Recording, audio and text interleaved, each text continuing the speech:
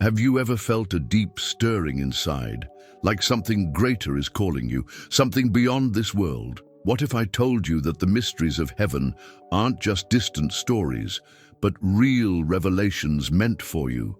The Book of Enoch reveals truths that shake the foundations of everything we know: fallen angels, divine judgment, and the very structure of the heavenly realms. These aren't just ancient tales, they're urgent messages for today.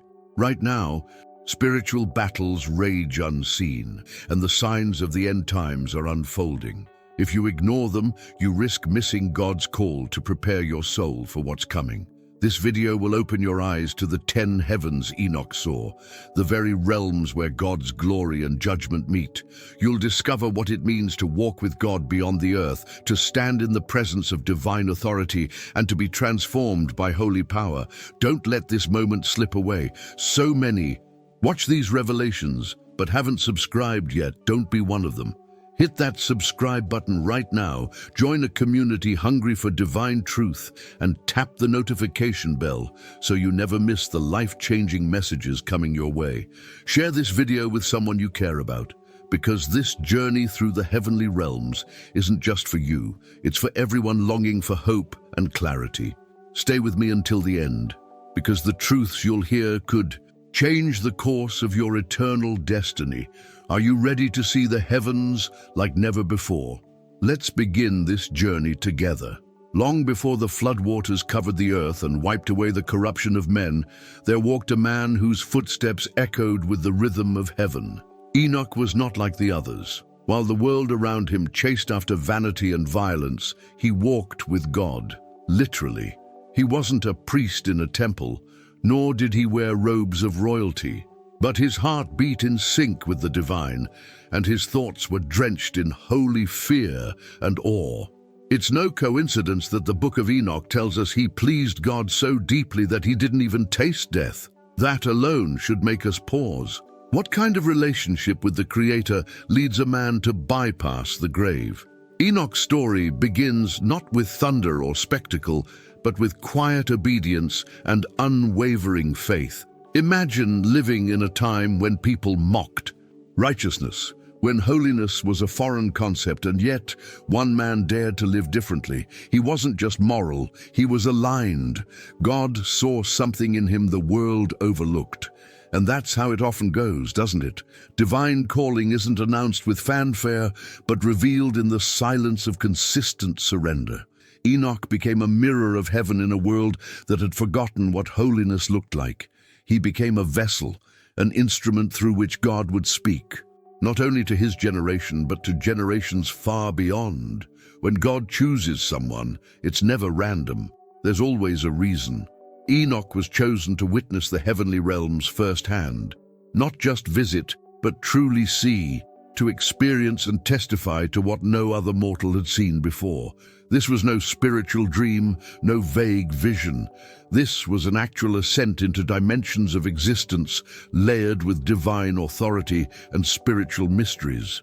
He was about to walk where angels dwell, where the glory of the Almighty burns brighter than 10,000 suns. And yet God trusted a man, a fragile human, to behold such things.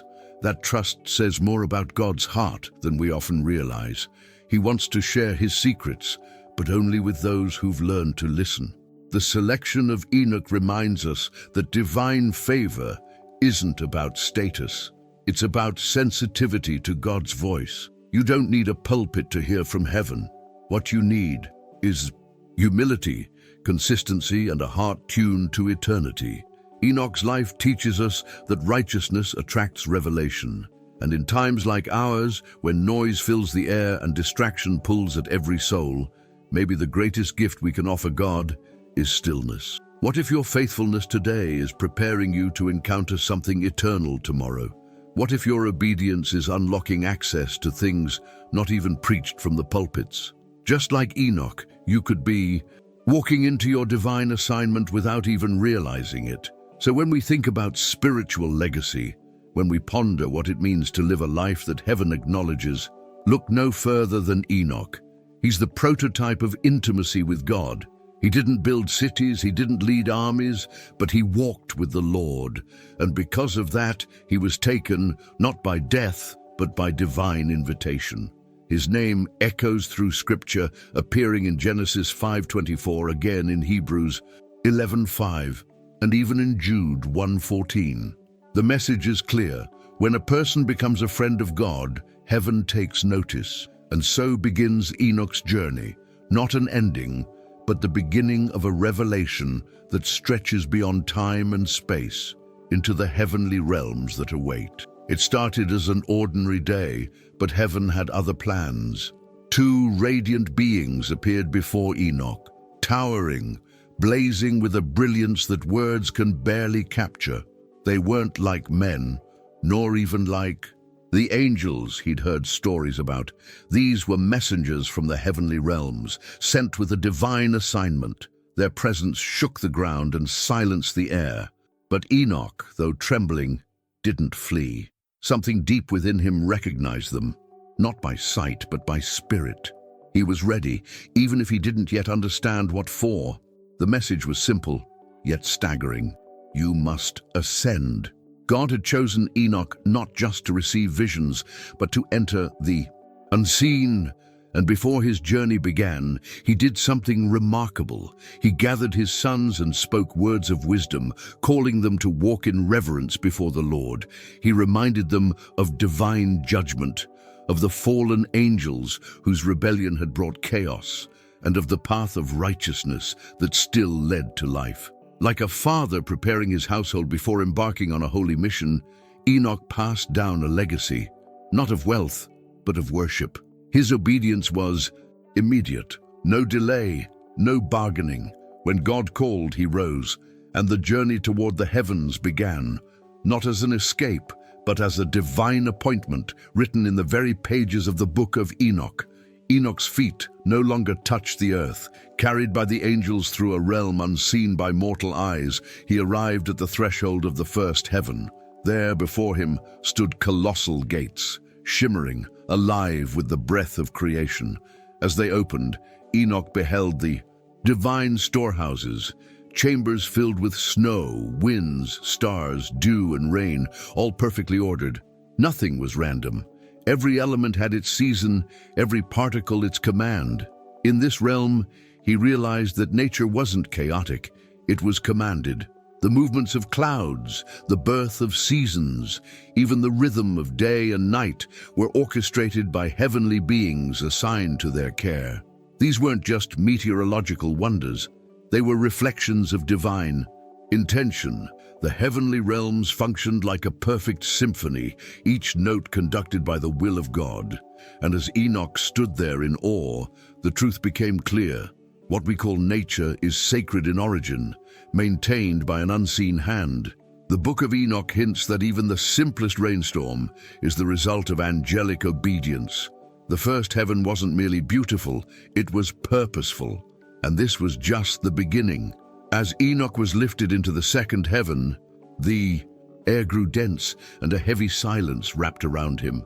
Unlike the ordered beauty of the first heaven, this place trembled with sorrow. There, in chains of darkness, were the fallen angels, once radiant beings who had defied their Creator. They didn't shout, they didn't rage, they only waited and wept. Their rebellion had not led to glory, but to ruin. Now they were prisoners of divine judgment, held in this abyss until the day appointed by God. When Enoch saw them, they recognized him, not as a threat, but as a possibility. With trembling voices, they begged him to intercede on their behalf. "Plead with the Most High," they whispered, "for mercy, for release." But how could a man intercede for beings who had stood in heaven's courts and still chose rebellion? Enoch felt their sorrow, but also the weight of justice. Some consequences are irreversible, and even in the heavenly realms, the law of the Lord stands unshaken. This encounter wasn't just to show Enoch the fate of the rebellious, it was to warn every generation after. The book of Enoch details their names, their sins, and their punishment. These weren't myths, they were messages, clear signals that no creature, not even angels, can escape divine order. It's a sobering thought. Those who once sang before the throne now sit in silence, awaiting a final judgment that will never be appealed. And so Enoch moved on, his spirit heavy but his vision clearer. Even the heavens bear scars from rebellion, but through the scars, God's justice still shines. As Enoch ascended into the third heaven, the atmosphere shifted. The sorrow of the second realm faded, giving way to overwhelming beauty and peace. Before him stretched a paradise unlike anything on earth, a realm of light and life, untouched by sin. Majestic trees lined crystalline rivers, their fruits glowing with divine energy. At the center stood the tree of life, its leaves pulsating with eternal healing. Enoch knew at once this was the original Eden, not a memory of the past, but an eternal promise for the righteous. Here, the faithful would one day dwell. The souls of the just rested in anticipation, clothed in light, singing songs of worship. This place wasn't fantasy, it was real, a living testimony of God's intention for humanity. But just as the splendor dazzled Enoch, another vision appeared, a deep chasm of fire and sorrow, reserved for the wicked. Smoke rose without end. There was no laughter, only regret. The contrast was striking. In one moment, Enoch beheld grace. In the next, divine judgment. The Book of Enoch emphasizes that both realities exist side by side.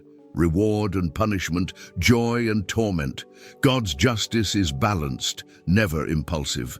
The heavenly realms are not just filled with beauty, they reflect eternal principles of righteousness. This wasn't just a vision for Enoch, it was a message to the generations. Our choices echo beyond the grave, and those who walk in holiness now are walking toward a kingdom already prepared. Enoch's eyes were opened wide, but his journey was far from over. The fourth heaven opened like a scroll of light, and Enoch was ushered into a realm where time itself was shaped. Before him were great portals, massive celestial gates through which the sun and moon moved with flawless precision. Here, nothing was left to chance. The rising and setting of the sun, the rhythm of the seasons, even the length of days and nights, all were orchestrated by divine design. It was here Enoch learned that time is not random, but holy, structured by God himself. He saw radiant beings, angelic guardians, assigned to oversee these movements. They ensured that every heavenly cycle aligned with the Creator's will. Enoch was taught how light increases and decreases throughout the year, how months are marked, and how each season has spiritual meaning. In the Book of Enoch, these revelations are laid out in astonishing detail, revealing secrets long hidden from mankind. This wasn't astronomy, it was sacred knowledge. Time itself was a servant of heaven, and the sun's journey a testimony of divine order. Even the heavenly realms needed structure, and that structure pointed to the glory of the one who governs all. A show. Enoch observed the celestial mechanics. He understood something profound. When we live disconnected from God's rhythms, we invite confusion and chaos. It was a gentle yet firm reminder. Our days are numbered not by fate, but by divine intention. And Enoch, now a witness to the mechanics of time, was being drawn even deeper into the mysteries of the Most High. As Enoch rose into the fifth heaven, the atmosphere shifted once more, neither paradise nor prison, but something caught in between. There he found the Watchers, angels who had once descended to earth on a sacred mission, but crossed a forbidden line. These were not vague figures from myth. They were real, sorrowful and silent, their faces bowed in shame. They had taken human wives, defiled their heavenly calling, and fathered the giants that corrupted the world before the flood. They stood in sorrowful stillness, suspended in a strange limbo, condemned, yet not yet, destroyed. Enoch felt their grief, but also sensed the gravity of their sin. This wasn't a moment of pity. It was a glimpse into the consequence of rebellion at its highest level. These angels had known the presence of God, had walked in the heavenly realms, and still chose pride over purpose. And now they waited, not for redemption, but for divine judgment. The book of Enoch speaks plainly. The watchers defiled heaven's boundaries, and God's justice was swift. Their offspring brought chaos, taught forbidden knowledge, and accelerated the decay of humankind. These weren't just ancient errors, they were warnings. Boundaries exist for a reason. Even those close to the throne are not immune to falling. As Enoch looked on, he understood that holiness isn't just about power, it's about alignment with God's will. The heavenly realms are governed not by status, but by submission.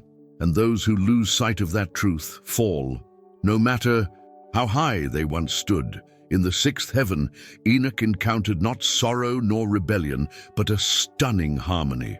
It was like entering a cathedral of living light. Angels moved with flawless coordination, each fulfilling divine assignments without hesitation. Some recorded the deeds of mankind, others governed nature, commanding winds, sustaining waters, keeping the earth in balance. There was no confusion, no chaos, only purpose. Every being knew their role and carried it out in reverent obedience to the Almighty. Enoch saw creatures unlike anything he had known, phoenixes glowing with eternal fire, cherubim with eyes that blazed with wisdom, and radiant beings who sang praises without end. Their songs weren't repetitive chants, they were revelations, unfolding truths layered with divine beauty. It struck Enoch deeply. Worship in the heavenly realms wasn't a routine. It was a responsibility, a language of order and devotion.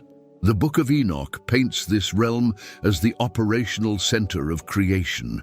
Here, heaven watches the earth. Nothing escapes the gaze of those stationed above. The idea that we are unseen or forgotten is an illusion. Even your smallest prayer echoes in this realm, catalogued by angels who never sleep. That realization changes everything. In this celestial order, Enoch understood a core truth. Peace flows from purpose. When our lives align with God's design, we find the same order that sustains the stars. And once again, the journey wasn't over. Greater mysteries still waited, higher than the structured heavens, closer to the throne itself. Enoch now stood before the gates of the seventh heaven, a realm pulsing with a light so intense that mortal eyes would burn to witness it. Here, the very atmosphere sang with holiness. Surrounding the throne of God were countless armies of angels, seraphim, cherubim, and countless other heavenly beings, all shouting, "Holy, holy, holy." Their voices shook the foundations of creation, and the air trembled with awe. Though fear gripped Enoch's heart, a divine comfort settled over him. He was in the presence of a glory so vast, so pure, it defies human description. It was as if every truth he had sought throughout his journey suddenly converged here. The glory of God wasn't just brightness or power. It was the ultimate expression of love, justice, and holiness. Combined, the Book of Enoch hints that no one may see this glory and live without God's mercy. This moment prepared Enoch for a transformation, a divine encounter that would change him forever. The armies of heaven weren't just guardians, they were witnesses to a holiness that separates the eternal from the temporal. As Enoch prepared to step closer, he realized the journey into the heavenly realms was not just about seeing, but being changed. The throne awaited, and so did a destiny beyond mortal limits. At God's command, Enoch was anointed with sacred oil, a symbol of divine approval and power. His robes of flesh began to glow, becoming radiant garments of light. The mortal man was no longer just a man. He was transformed, clothed in glory, like the heavenly beings he had witnessed throughout his journey.